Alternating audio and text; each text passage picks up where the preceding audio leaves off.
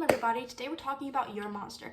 Your Monster is a 2024 horror film that stars Melissa Barrera as the main lead Laura. Laura is a struggling actress whose life is falling apart after the breakup with her boyfriend and what she's struggling with, and then she meets the monster hiding in her closet.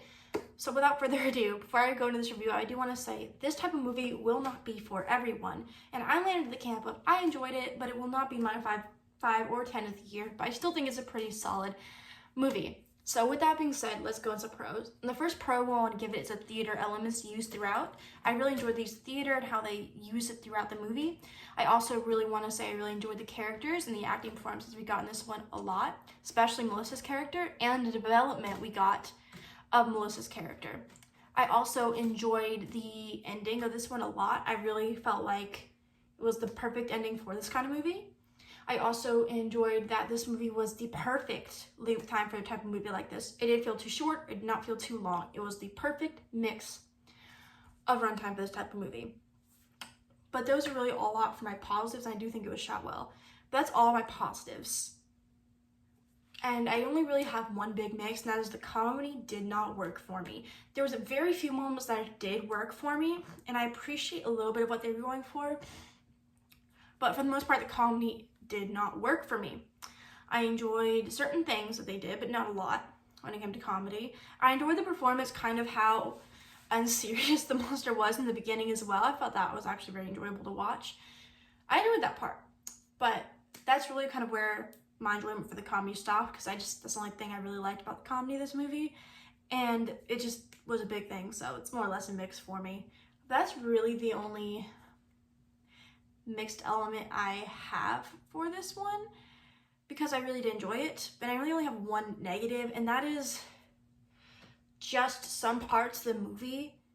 And this can kind of go back to the humor, the comedy in this one as well, but there were some moments when characters said something or used certain slang words, and it made me kind of cringe a little bit. I was like, okay. And that's really my only negative. It just kind of just didn't work for me like they did that. So let's get into some spoilers with that.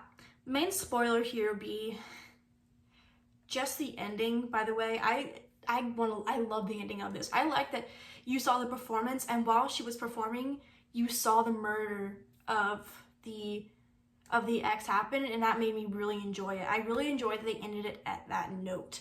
I really did enjoy how they kind of revealed who the mistress was, and how you thought the entire time that he was with this famous actress, and the main actress was not the mean one at all the entire time.